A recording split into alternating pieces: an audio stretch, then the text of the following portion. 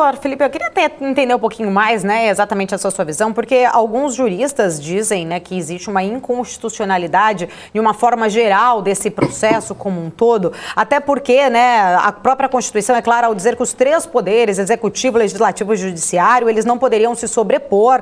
E aí toda uma questão, desde o início desse inquérito especificamente, muitas questões controversas, né, muita polêmica em volta disso, principalmente em relação ao tipo da prisão que foi efetuada, que foi em flagrante, que necessariamente muitas pessoas dizem que não foi exatamente em flagrante. Depois teve a questão da tornozeleira, muito polêmica também, que não poderia ser tido o uso de uma tornozeleira para prisões em flagrante, que isso só se poderia, né, ser feito, né, realmente o uso da tornozeleira numa prisão preventiva. Teve outras questões também muito polêmicas, né, em relação a esse caso específico de Daniel Silveira, principalmente em relação dessa questão agora da condenação ser do STF, cortando aí já, né, cassando o mandato dele, sem passar para o plenário, inclusive até o Lira, anteriormente até a questão do decreto do Bolsonaro, o Lira, ele tinha exatamente, né, protocolado lá, exatamente no STF, uma orientação ali, na verdade, um recurso para tentar entender se caberia também ao Congresso votar essa cassação ou não. A gente sabe que essa é uma Constituição, não é nova, é de 1988,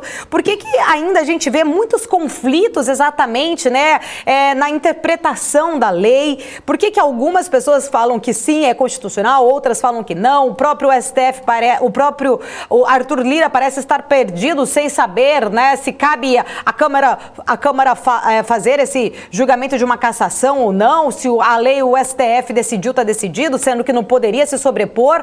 Queria entender um pouquinho da sua visão em relação a essas partes, né, ambiguidades aí dessa visão desse caso exatamente.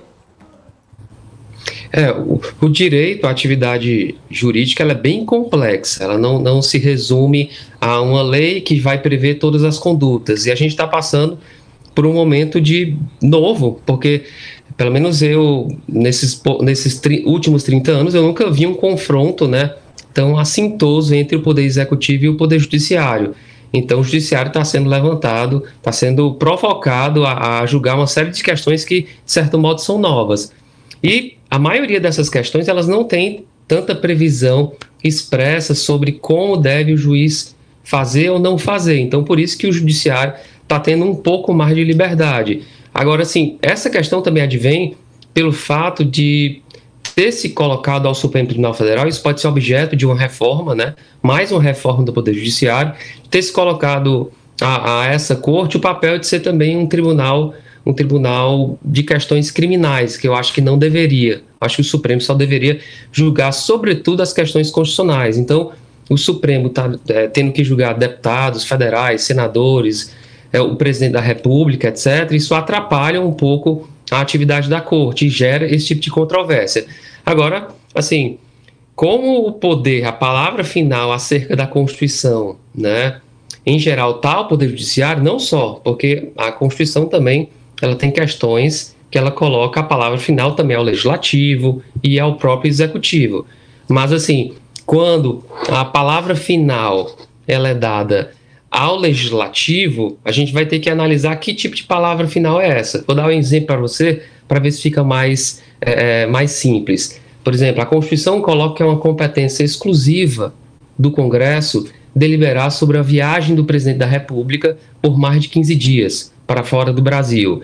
Então, assim, isso é uma competência, além de ser exclusiva, ela é discricionária do Congresso Nacional. Então, assim, na minha opinião, eu acho que seria inviável o Poder Judiciário se miscuir nessa discricionariedade do Congresso Nacional. Agora, assim, a questão tão somente do cumprimento de uma decisão judicial, né, isso já entra um pouco na questão de competência do Poder Judiciário. Então, essas questões de comunicação entre o Poder Judiciário e o Poder Legislativo, que nas outras constituições, nos outros regimes, era mais formal, o Judiciário julgava e depois comunicava ao Legislativo. Acho que no novo regime, o Judiciário já está mudando o entendimento de que essas comunicações são meras formalidades. As decisões já têm uma aplicabilidade prévia. Isso vem sendo discutido desde a prisão do Delcy Amaral, né? Desde o caso Lula, desde o caso da Viviane Brasil, ou seja, várias questões políticas estão fazendo com que o Supremo Tribunal Federal altere um pouco altere não, ele mantenha um padrão de julgamento dando autonomia para si, tá? Para se defender também de outros ataques. Agora, sim, quem vai dizer o que é superior, se é o legislativo, o executivo e o judiciário, isso também é uma questão política, tá? Porque o judiciário está fazendo o papel dele, mas também o faz politicamente. O legislativo tem outras medidas, aprovação de emendas constitucionais, e o executivo está aí fazendo o que pode. Mas, assim, se o presidente da República fez o decreto, cabe ao judiciário agora, se provocado, julgar. Entendeu? Mas é bem complexo. A atividade judicial, sobretudo no Supremo Tribunal Federal, ela dá margem a esse tipo de interpretação um pouco mais elástica.